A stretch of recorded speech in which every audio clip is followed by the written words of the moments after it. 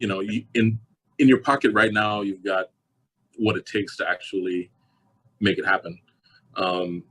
So I think that it's important for people to recognize that, and recognize that you don't need anyone else's help necessarily to really do a lot of this stuff, and to just go out there and do it, But first, protect your ideas and own your own, right? So, yeah. What it ultimately comes down to is, one, getting out in front of it and filing first, right? There's a lot of folks, like, for example, like with the Carlton dance move from the Fresh Prince, who, say, hey, I'm the creator of this thing. But unless a copyright is filed, it's really difficult to enforce that, despite me saying, hey, I was the first one to do it on time. Looking back at the 90s, y'all didn't see anybody but me, being the one who's doing that dance move. Unless you actually have the appropriate documentation in place, really hard fight to win on. And then the other piece is. So I'm so excited to welcome you all to the first episode of On Your Own. This panel is intended to share as much as possible. Our first guest is Richard Vialet, ASC, who is not only a cinematographer responsible for bringing us some of our favorite shows and capturing and bending the light for some of our favorite artists through shows such as The Quad, American Soul, Raising Dion, an alum of the illustrious Howard University, and of course, hailing from St. Thomas, U.S. Virgin Islands. Richard, so beyond watching Acrimony and getting our emotions all in a bunch, and beyond like taking up all of our mental space with the second season of P-Valley, because really, this is all the emotions, the entire spectrum in like one. So welcome to the show. We thank you so much for joining us, Richard. Of course. Thank you. It's a real honor to be asked to do this. So, we go way back. So it's really cool that we get to do this together. Yeah, I'm gonna tell you guys about like Richard. We were teens. It was a while back. Well, looking at us, it was like just a couple of years ago, but we'll talk about that for a bit. And my next guest is none other than formerly known as James Carlos McFall, Esquire, who is an entertainment, sports, and media attorney. And he's also an entrepreneur who has handled litigation that focuses on cases that cover alleged fraud, breach of fiduciary duty. So if you think that someone's, leaking trade secrets, Silos might be your man. So he is a graduate of the illustrious Stanford University. We know that the number 17, 17, has a special place in his heart. And I want to talk about not just your journey, but I also want to share with the people who join us a bit about just exactly what the practical legal portions of the creative work are and, what it requires. All right. So welcome, Silos. Thank you. Glad to be here. It's an honor. So I think I want to start off really light. And I'm going to throw the first question to Richard because I think it's most relevant and most recent. So I just got through season 2 P-Valley episode 6, Savage, where we see fighting, forgiving, fleeing, and finally facing fears, right? We see all the feelings, right? How has capturing these emotions on camera affected your mental processing as a man? That's a good question, actually. I always tell people that P-Valley is definitely the most influential thing that I've done, just personally for myself. Every episode, does exactly what you're talking about. It makes me really re-examine the way I look at certain things and re-examine my life, my choices and things like that. Actually, and this isn't specific to episode 6 that you're talking about, but just to the show as a whole. When I first got the script for P-Valley, before I got the job, like I read the first 10 pages and my first impression was that I didn't want to do it. And why? It wasn't because I, didn't respect exotic dancers or anything like that, but it was more of the idea that there was a prejudgment in my head that anything from media consumption that involves strippers was going to be bad, just based on things that I'd seen before, and I just didn't want to do like, Real Strippers of Atlanta or something like that. I wanted to do something a lot more powerful than what that was, and in my head I was like, it's going to be about strippers. That means it's probably not going to be good. Again, not because I don't respect what exotic dancers do, but just the media that's been out there, just didn't give me confidence. But then, and this was the first time this happened, I thought to myself, I was like, oh man, like, why do I have that preconception? And because I have that preconception, that means that other people have that preconception, which means, what, I definitely should probably think about doing this. Because maybe it is something that could transcend. And even if it's not, maybe I could do something, and give it something extra that can make it transcend and really cross boundaries and really make people understand that, yes, you can have, a movie or a TV show focused on exotic dancers and actually make it something, really powerful and really emotional and really something that changes lives and changes minds. And once I read the rest of the script, and became familiar with the writer Katori Hall, I was blown away. I was like, wow, like this actually is something that I've never seen before, in terms of the characters and, characters like Uncle Clifford and Lil Murda and Brandy, like people that I've never ever seen shown on TV or movies before. And I hope that answers your question, because it really did, I think, just in a general sense, that completely changed the way that I viewed even choosing projects and choosing things to do. It completely changed the way I do that. And and even in a more micro sense, like, I got more of an appreciation for trap music, and really understanding it as like an art form and how seriously, people take it and stuff like that. And and there's a lot of little instances where, every episode where I was like, wow, like, I never thought of, this situation like this before, the way it's portrayed in the show. And even just being mature in regards to any decision that you make and not rushing to judgment with preconceptions about anything. It really sort of changed my life in that way. The show absolutely humanizes sex work. And I think I'll take it steps further and say it humanizes participants on both sides. I was on the other side thinking, why do we have difficulty paying a basic minimum wage to usually a woman, but any gender, who is a sex worker, but won't pay them a comparable wage if they show up to an office, right? Whether they're working in an assistant role or even a project manager role, sometimes they'll still be negotiated out of their just due, right? Just because of the XX chromosomes. So I had the idea that, wow, we have all this arresting and judgment that goes on of the women who provide the services, but who are the men, women, and people who consume the services at a rate that, if it were paid in another job opportunity, perhaps people might participate and choose that as an alternative, and not taking away the rights in the agency of people who work in the sex industry, but understanding that more options give you the opportunity to make more decisions and, judging those accordingly, right?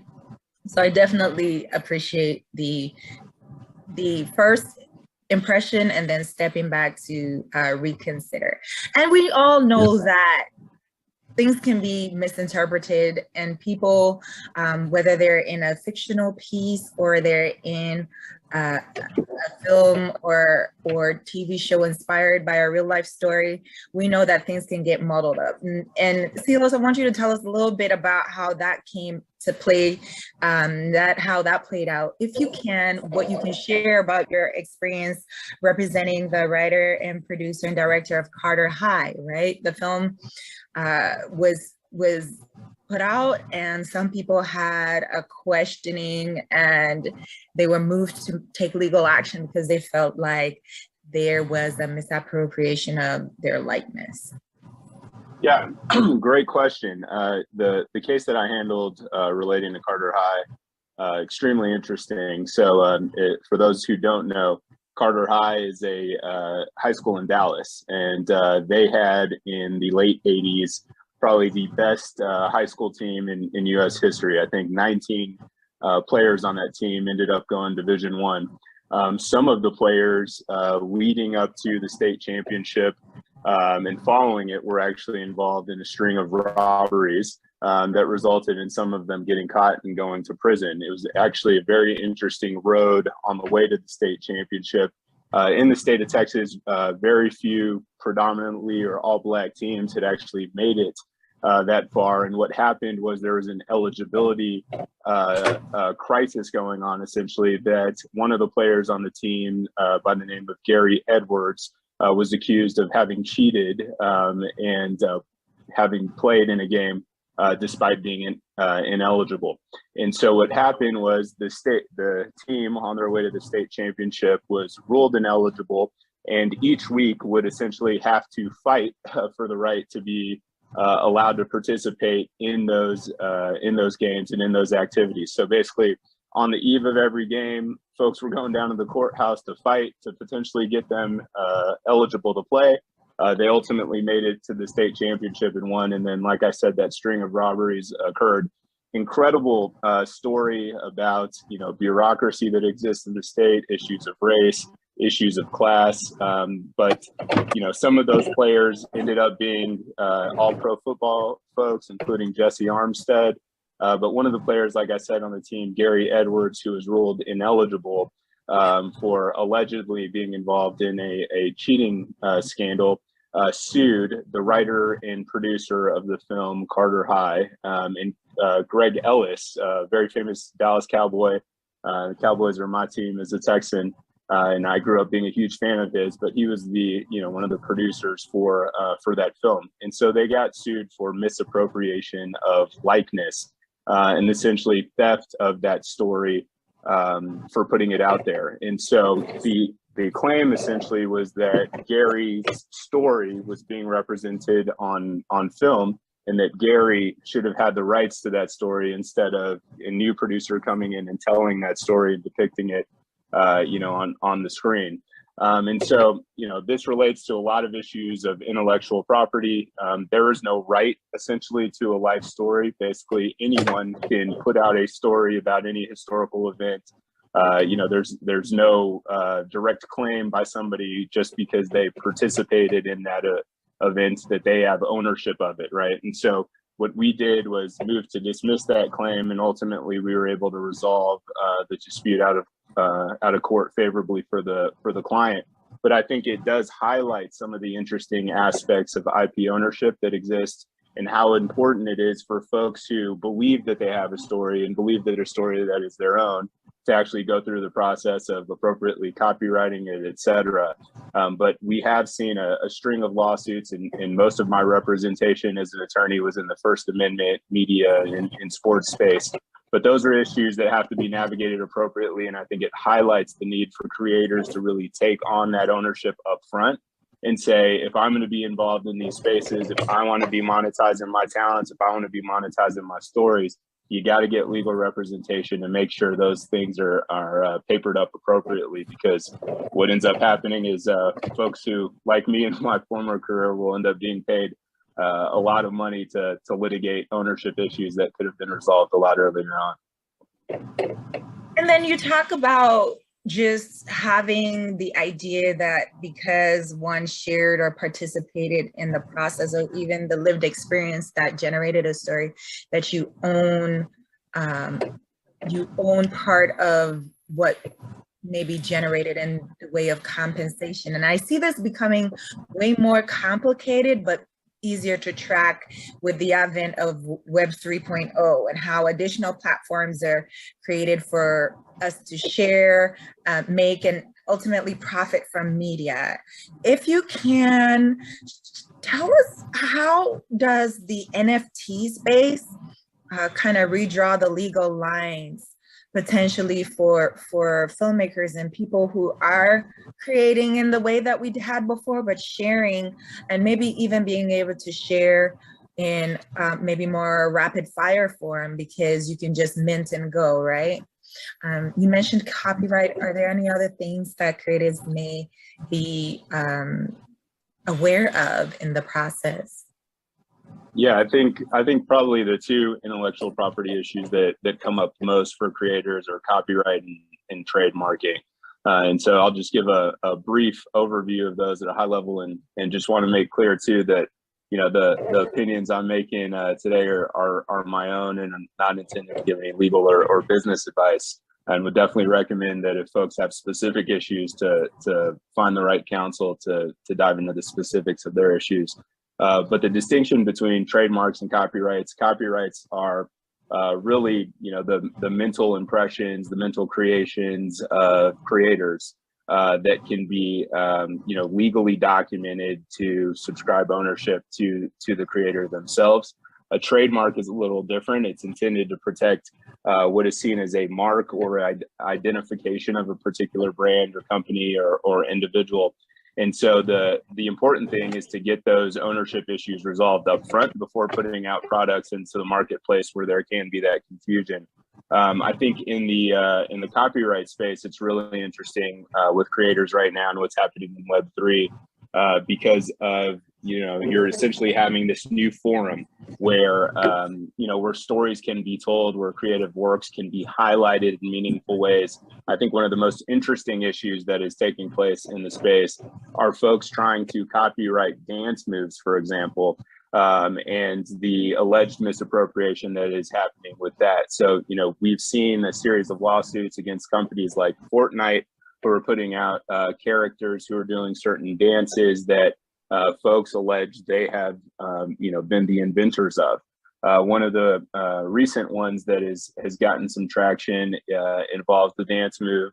It's with, you know, Beyonce's dance moves, you know, with the "Put a Ring on It" song. And, you know, the creator of that actual dance move actually copyrighted it.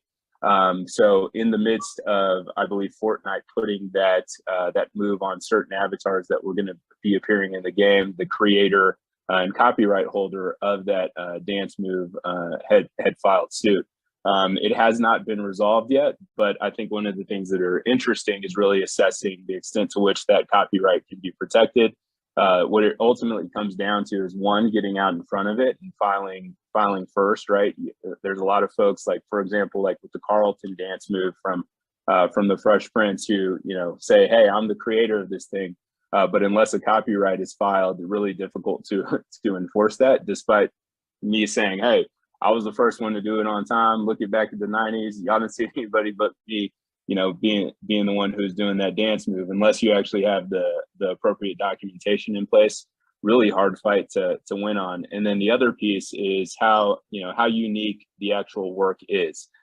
So, you know, folks can say that I came up with this dance move, but in order for you to enforce that copyright, it actually has to be really unique, and you have to have as much support and documentation for the fact that you are the one that created it, and that it is distinct from other moves that folks allegedly could have created as well. But again, all this comes down to a pretty fact-specific inquiry. But overall, my recommendation is always, if you feel like you're a creator of something and that you own proprietary rights in something that's truly novel, get out in front of it, speak to a lawyer, and make sure you're protecting yourself up front. So you mentioned uniqueness of work, and everyone thinks they're a bit more of a genius sometimes I think because you work so hard and commit so much to creative work, you can have the sense of, I don't know, sometimes a self-aggrandizing idea that, anything that remotely resembles this, I should be compensated for. So I also wanted to, in our discussion, just give, I think, some real practical tips also to people who may be listening. And so, Richard, everyone with a camera thinks they're a pro, right? You're an actual cinematographer, and you took all the steps and had all the credits required to become a member of the ASC. So tell us a bit about your route to becoming a member of the ASC. And furthermore, what are the fundamentals of a great shot? Oh, of a great shot. Well, that's loaded. Well, I'm glad you asked it because, it's true. These days, there are so many avenues to, actually creating, visual work, especially with like TikTok and, your cell phones are great cameras these days and all that. And I think people need to be reminded that that's only a fraction of what being a filmmaker actually is. It really is about a sensitivity to story, a sensitivity to character, knowing visual language, how to communicate to an audience in visuals. And, that takes training, not necessarily school, but it takes training and experience and stuff to really like hone that. And I think, people definitely need to be reminded of that. And I actually really like the idea that more and more young people are experimenting with different things, especially on social media. But I think the fundamentals still need to stay. So I'm glad you asked that question. And yeah, in regards to what makes a great shot, I mean, it's kind of hard to say too. It's like, to me, I think it's something as I call it simple, but it's really not. It really is about the way that if you can affect the audience member, it's a great shot, in my opinion. If you can communicate what you're trying to communicate story-wise, and you can instill emotion and empathy and catharsis and things like that, I think, you're doing your job.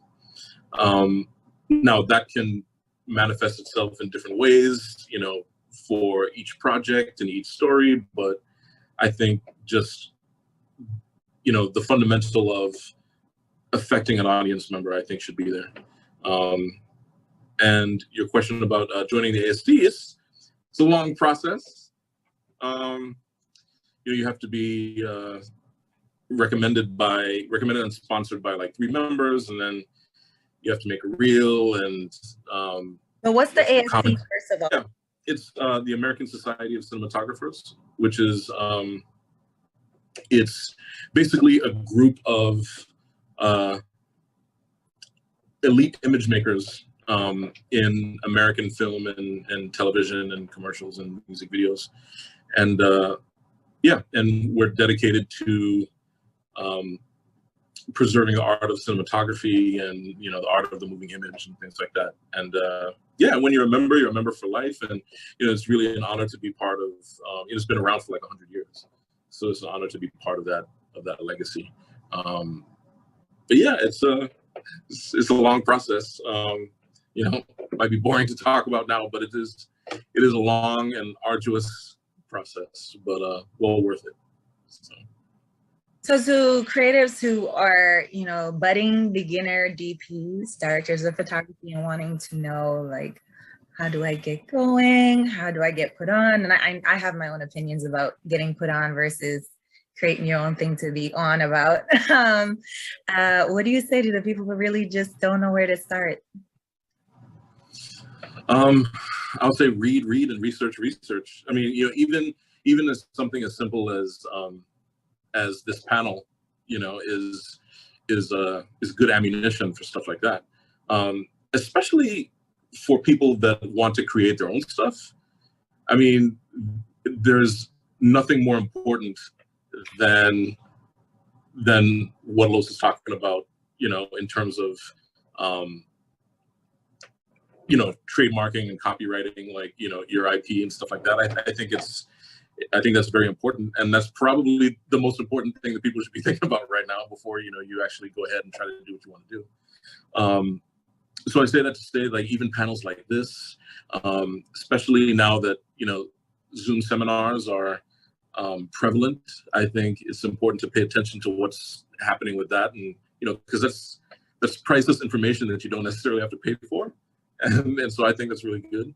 But yeah, I think, there's so many different routes. There's, going to school, I think is one route that works for a lot of people, may not work for some people. But I think just finding the information as much as you can, because the information is out there, right, with the internet and all that. And I think in regards to just image making, like, all of the resources are there, like, not even just the information, but even the fact that, this phone is a high quality, 4K camera. And I even shot a full movie on an iPhone. So, in your pocket right now, you've got what it takes to actually make it happen. So I think that it's important for people to recognize that, and recognize that you don't need anyone else's help necessarily to really do a lot of this stuff, and to just go out there and do it, but first protect your ideas and own your own, right? So yeah. Thanks, Richard. A wise man once said, "You can't just be good, you have to be better." That's true too. That's true too. I think, Silos, this might have also been a mantra for you, because that's true too. Who was that? Yeah, that's some my pops told me. Basically every day. You didn't grow up where everybody else did, right? You don't have the same resources everybody else does, but you got to prepare and outwork everybody. And that was our mantra, certainly growing up. But I will say, the separation on all these things in terms of which creators end up being successful and having the most upside is the ones that really do the hard work that Richard's talking about up front, right? It's the preparation.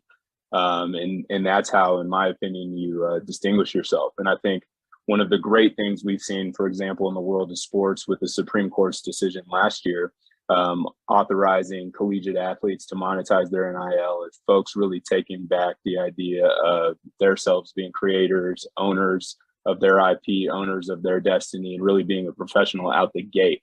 So, I think the historic perspective was pretty paternalistic, right? Not allowing athletes at the collegiate level to monetize their NIL.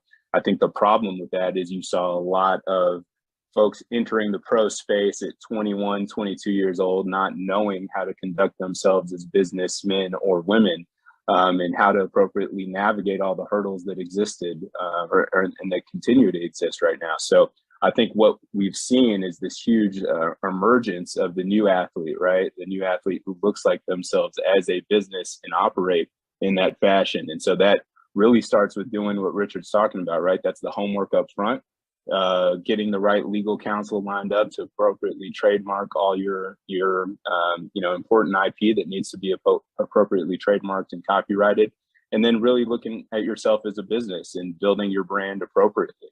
And knowing that, each image or each statement that you put out publicly can impact your brand and is going to live perhaps well beyond your lifetime.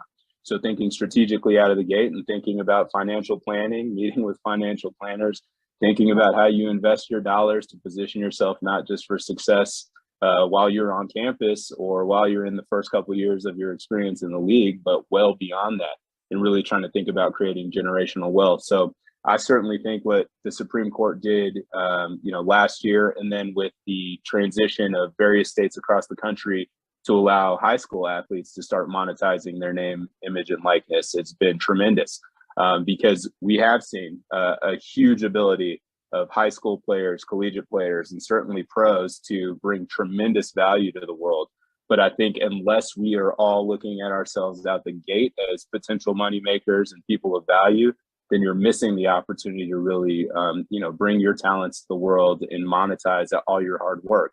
And so what I would really encourage the masses to do is to start thinking about yourself like a business, start thinking of yourself like a brand. And that discussion is now happening at the high school level. I think it's a fantastic thing, certainly for people who look like us, who are oftentimes, behind the eight ball there. I have seen a tremendous amount of athletes that really do view this new emergence, this new opportunity as their time to be at the taking and to really drive the space forward. So I'm encouraged to see it where it goes, and I really do think we'll continue to see athletes being at the forefront of saying, no, I'm more important than just being a body on the field. I'm much more than that, and I need to be appropriately compensated and protected. Indeed.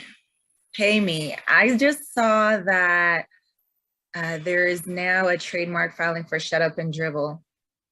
And I was so tickled because an initial insult is now going to be the source of an ingress of money. And probably to your point, the people who are being messy probably didn't have the foresight to actually trademark it. And so now LeBron James will be, garnering funds and a little revenge from that. So I just think it is so important that we're, aware, but also act on these things, right? And you touched on a point about how people, depending on your socioeconomic status that you're born into, or just the vicissitudes of life, like people can change status just based on what goes on with family or these things. There can be the misconception that people who are broke or not able to capitalize on their intellect or their genius are just broken, or they're born bad and they can't cut it. But as you just said, there's a set way to go about accessing information, and even having the mindset that you should be protecting something, right, ahead of sharing or distributing. And the idea that you can be the person who determines what happens with the piece of, reality that you generate, because before you share it, before you made it, something akin to it might have existed, but it hasn't existed. Now I keep looking at our community and their stylists and designers, and everyone comes to a Black Mecca when they're trying to find what's new and hip. Like, I live in LA. It was the same when I lived in New York, and people were trying to tell me about my family's neighborhood in New York as though it was theirs. And I was like, how long you been here? A year. Okay, interesting, right? So it's like always a bit of a Columbus thing going on around the culture. How do we make, the copywriting and the trademarking, as sexy as the sharing? Like, Richard, how do we create the opportunity so we don't have to ask to be put on because we're putting ourselves on? How do we create the opportunity? Man,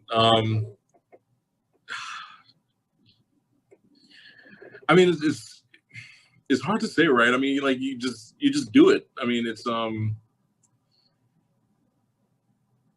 It's a loaded question, but it's kind of like what. That's my theme for today, because we have to think of this on levels, and I'll give you just a moment to think about it. So when we were, for example, we were in high school and we were just excited to be a part of a TV show, right? And we were doing a lot of work for free, right? And we did work outside of our country of origin for free, right? Like, our agent could, when we traveled, hazard pay, meal reimbursement, like, there are all these things just as an employee. There's another level as the director, as the producer, and a whole other level as the studio that owned and broadcasted the show, right? And the entities that could profit from this. So we've been a part of the workforce even before we could legally work, right? And that idea of working for free is not and never will be ideal. So I start, spinning my wheels in my head every time someone comes to me to pick my brain, because I'm like, if you're picking my brain, that means you recognize value and you anticipate, something, worthy coming from how I ID it, right? So you're not coming to me to collaborate, to just pass time. And so it's not that you want to be so shut off that you're not going for these opportunities that give you your first opportunities, right? Like, we've been on television since before we could vote. That's like something that you can talk about, but as in terms of like, are we getting royalties? I don't know if your parents were on a deal, Richard, but definitely, right? No.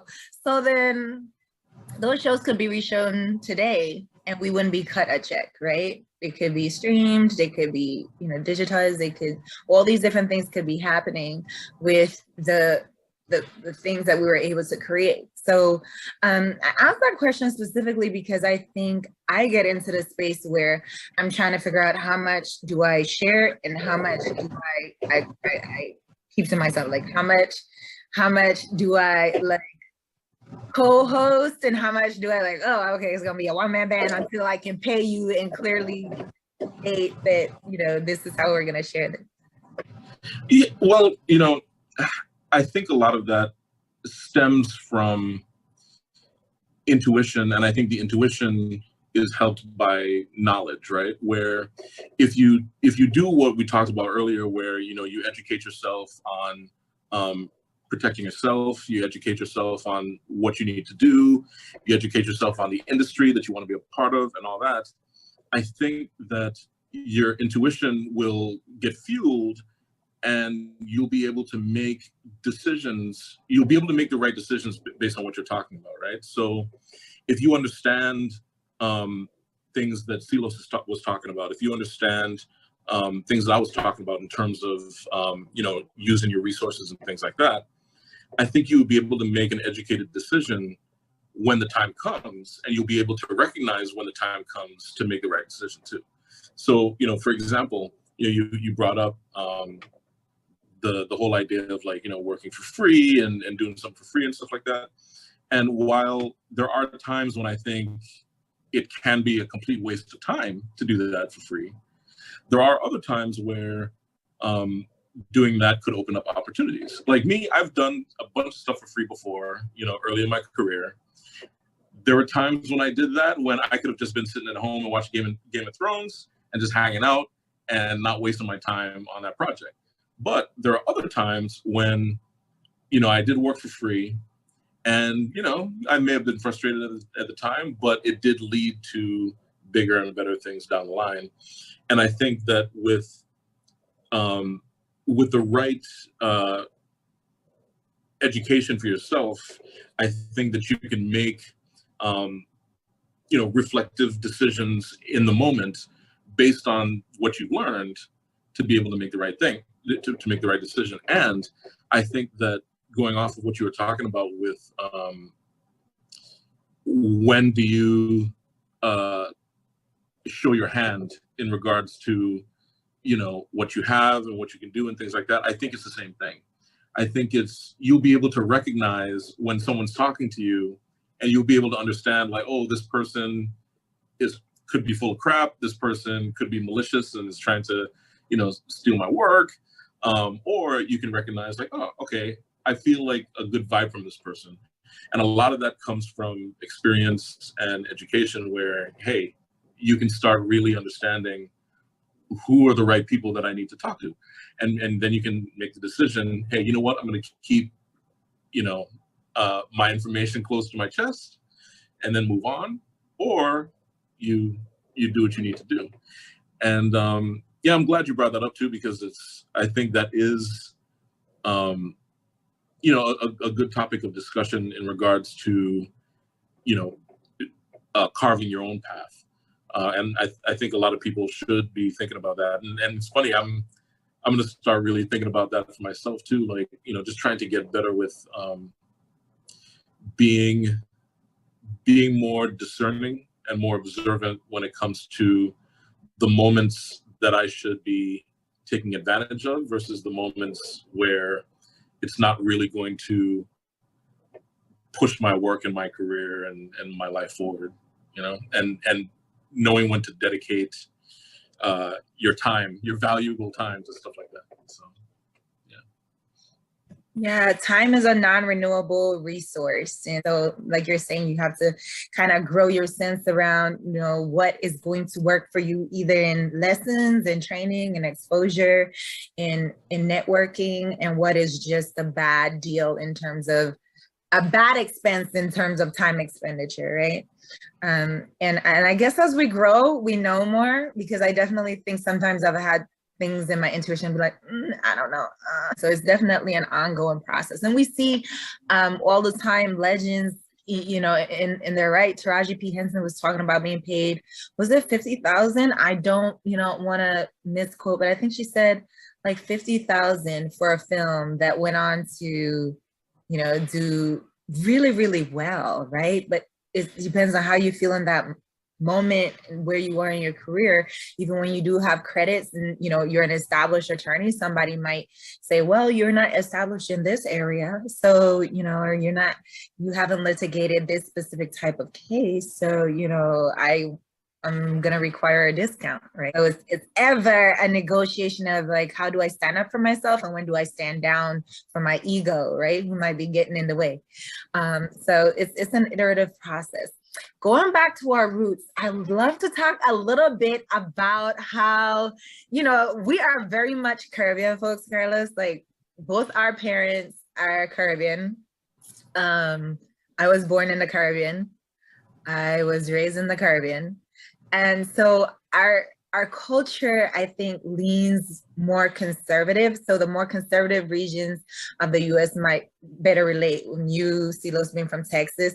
So we were raised to be very, very practical in terms of career, right? And so I think when we moved to entertainment work, the response was like, you're doing the impractical. And of course we were like, but it has like massive impacts. Right. And everybody's now walking around like Wakanda forever. I'm like, I've been bald and bold in Wakanda forever before there was a Wakanda, for a good decade before, indeed. But like, there's a lot, I think, that happens when, you know, especially because the distribution of wealth can vary from place to place. And, you know, some of us, we invest in education, like that's the main thing. And so moving into entertainment and seeing it at least as a full career has been a mental transition for me. And I'd like to, if you both could share how you reasoned through, you know, your process to just, you know, Richard, we know you went to HU, you were committed, you moved to LA, made the sacrifices to get here. So I'll have you go first, Richard, and then Silos, you can bring us up to speed about how you know, because there's such a broad array of field topics to work in law as well. So Richard. Yeah, you're right. I mean, you know, growing up in the Virgin Islands, it wasn't really, I'm glad you're saying the word practical, because you were basically taught that a lot of the stuff wasn't practical, right? And I remember watching movies and not really knowing how they're made, and, you know, just not really being exposed to a lot of that stuff. But I knew I wanted to be like in the movie industry in some way, whether that was like an actor, or I didn't know what I was going to do, but I wanted to do that. But the good thing, you know, I was one of the fortunate people, because my parents were pretty supportive just overall. You know, obviously my mom would, she would be like, are you sure? You know, it's going to be difficult. You know, most people fail at it, but she was never like, what are you doing? That's stupid. You know, she was always very supportive, and, you know, the whole thing of you can be whatever you want to be, blah, blah, blah, but you have to do the hard work. And so she was very, she was also very practical in her approach. And I appreciate that, because I do think that a lot of times, you know, people can be a bit unrealistic sometimes in regards to their aspirations. And that's not to say that people shouldn't aspire to, you know, to great heights. But I think you also have to be practical in the way that you approach it as well too. And so, actually doing the work and figuring out exactly what it takes to do that. And my parents were very supportive in that way. And so I was fortunate and privileged in that sense. And other than that, though, I was of the idea that I never wanted like a plan B. And I know that can be controversial, but it worked for me because I knew that I had no other choice but to do what I needed to do. So I'm like, okay, if I'm going to survive and, put food in my mouth every night by doing this thing, I need to be able to figure out how to make money doing it as well too. So, I definitely put all my energy into doing that. But it was good that I had the support that I did have. I'm sure they would have, at the time when I was younger, I'm sure they would have wanted me to, be a lawyer like Silos or something like that, and make that real money, make the real money. But they were supportive, and they wanted whatever would make me happy. So, I think, it worked out for everyone. So it's all good.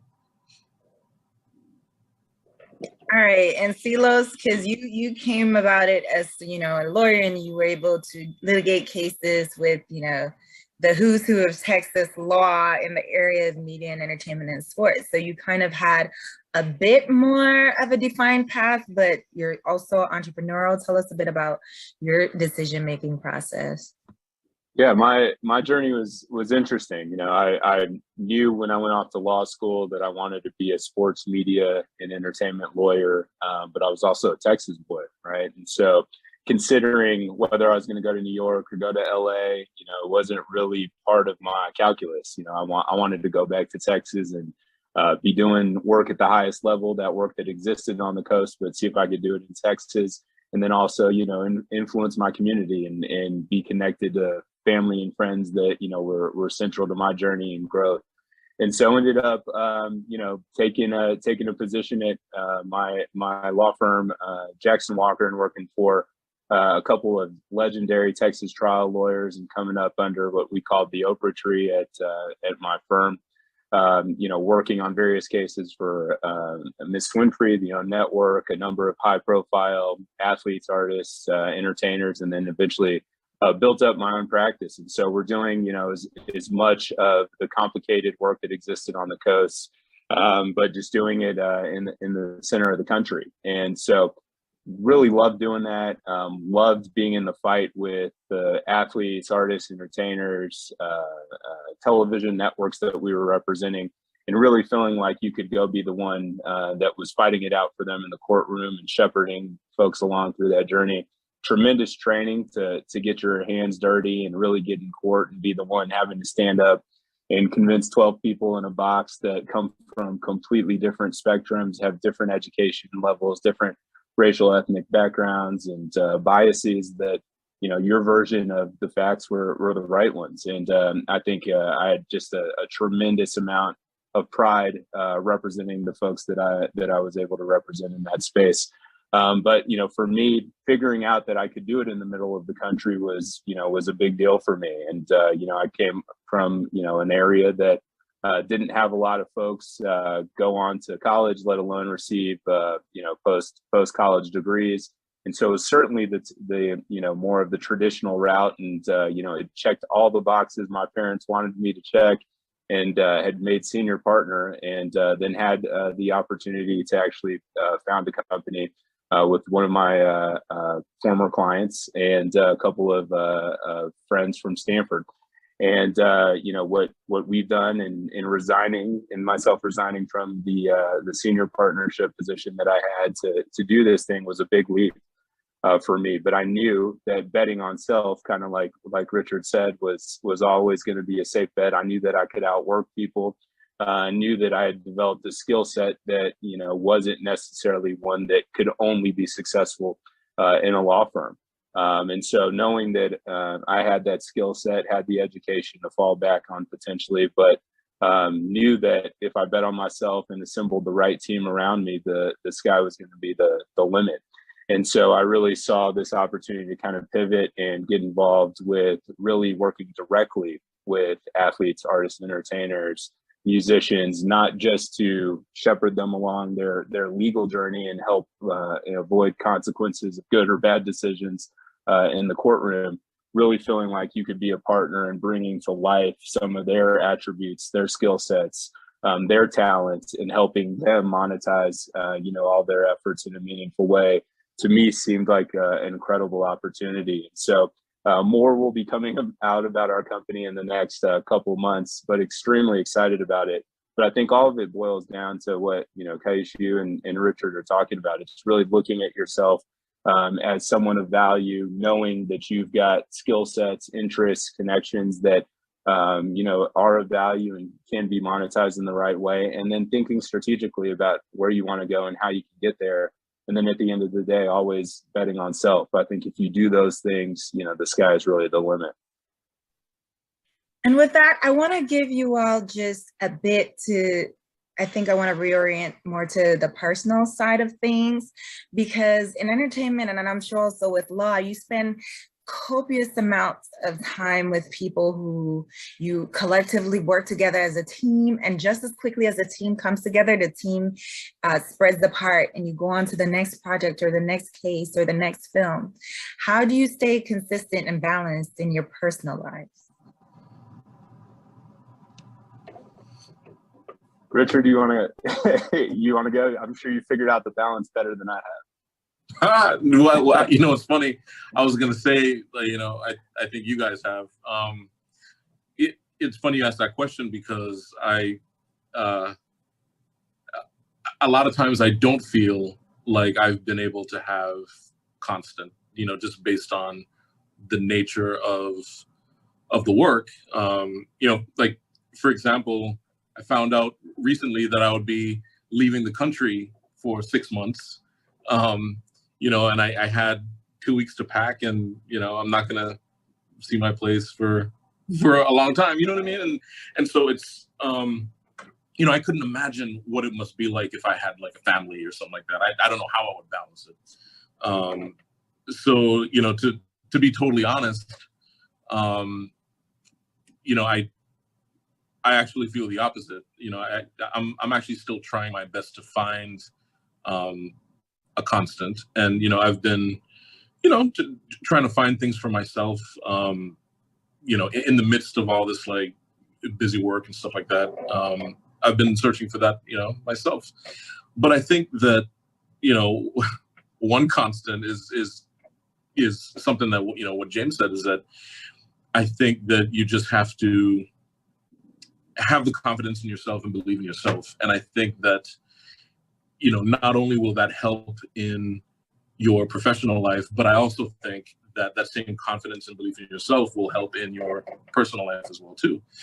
Because even though my life is pretty unpredictable, I am still very happy, because I do feel like I am grounded with myself, and I'm comfortable with myself, to be able to jump from hotel room to hotel room and still maintain a sense of self.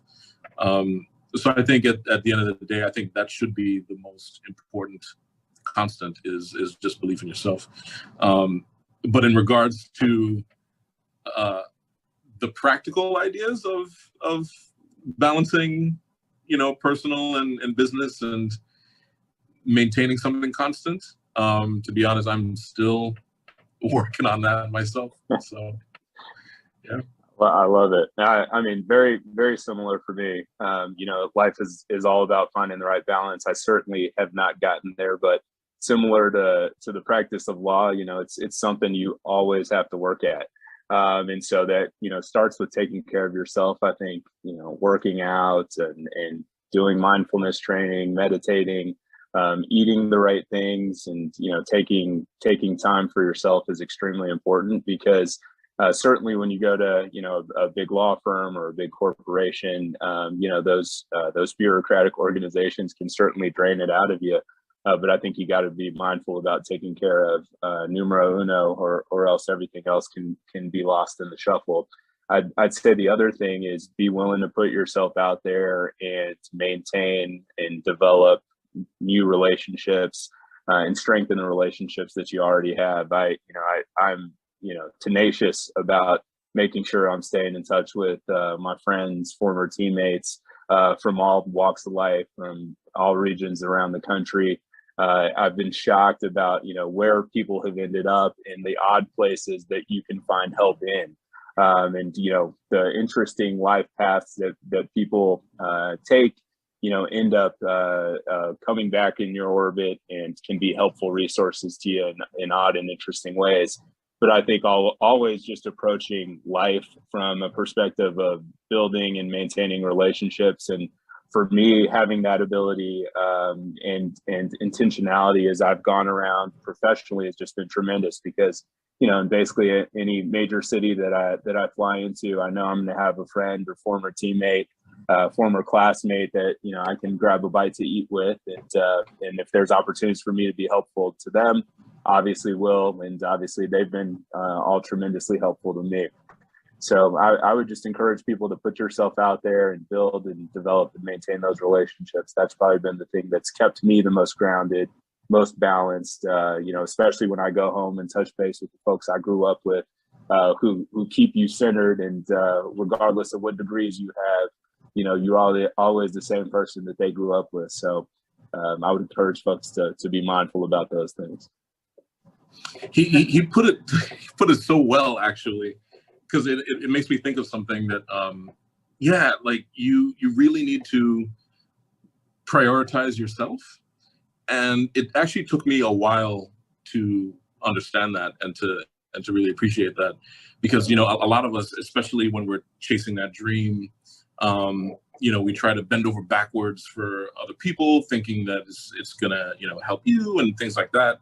And a lot of times you can lose yourself in that process. I know it's happened to me a bunch of times, and there were times when I really had to understand, like, okay, if this doesn't work well for me, and not only that, but if it actively takes away from me, maybe it's not something that I should be doing, and it's interesting that you bring that up, because I think that is a way of really creating that constant, is to not give yourself away too much, like not to take too much out of yourself.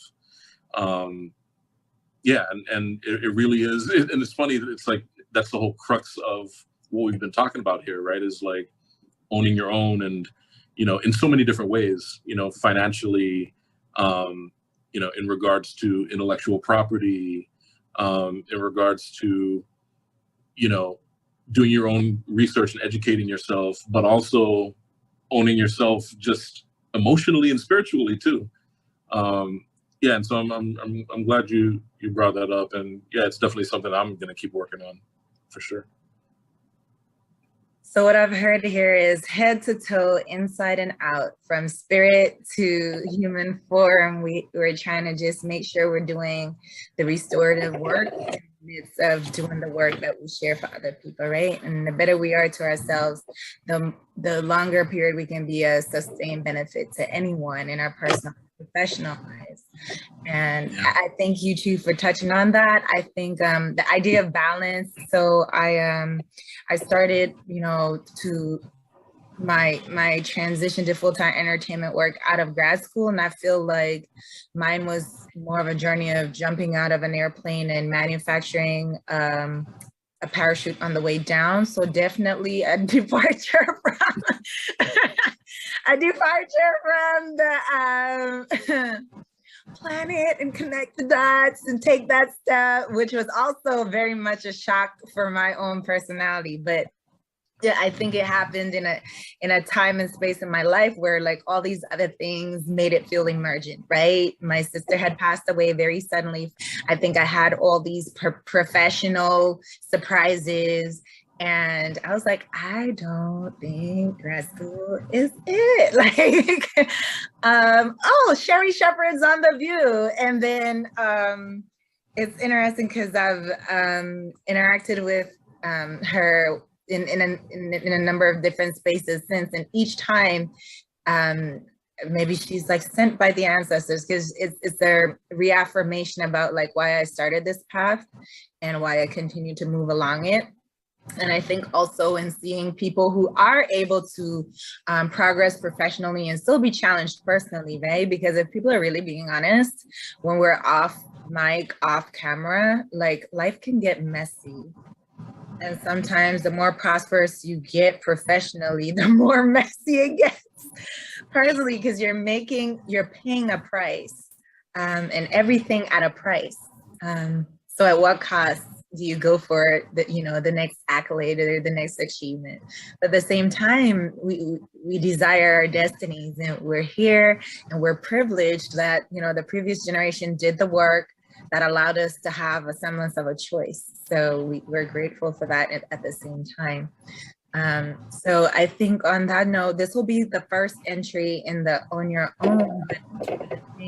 I just really wanted to share not just, I think, the technical aspects, but I also wanted for people to be able to appreciate that it's an iterative process. Like, you have to recommit almost every day to whether it's the delusion, the insanity, the ambition, the vanity, whatever you want to call it, the commitment to change the way media works, to change the way entertainment is presented. And ultimately, as you said in the beginning, Richard, and as you're saying, and I'm hearing Silos, and changing yourself, right? Because when you do great work and you're able to transform these things around you in the world, right? We're able to see a piece such as P-Valley. We're able to see just how these other characters have brought themselves, I think, into whole people, right? And so on that, with that, I want to just leave with,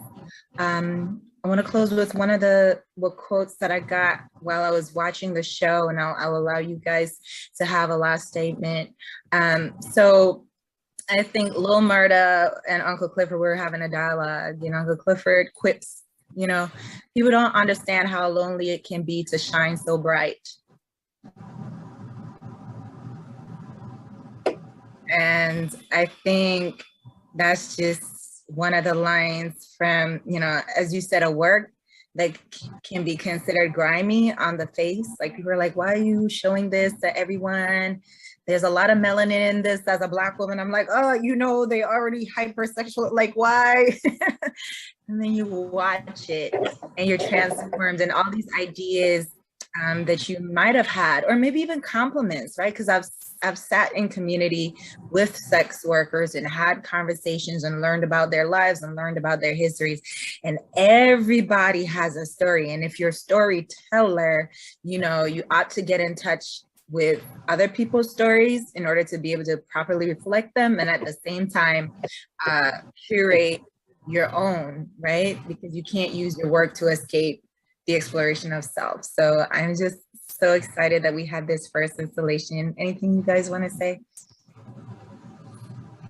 It's just an honor to be here. It's like I was super happy to do this too, because this is also part of keeping myself grounded as well too, because I could be sort of stuck in my own little world and in my own little industry. And so it's cool to hear what you have to say, Kaish, and you, James. It's great to be able to step away for a second, do something like this. And so it helps me as well. So it's a real honor to be here and talk to you guys. Yeah, I'll echo that. Absolute honor to be here. It was a great discussion. Would love to see more of this going on. I just think there's so much for us as a people to be communicating with each other, and then learning about other people's journeys and and visions and perspectives on the world. Just so helpful.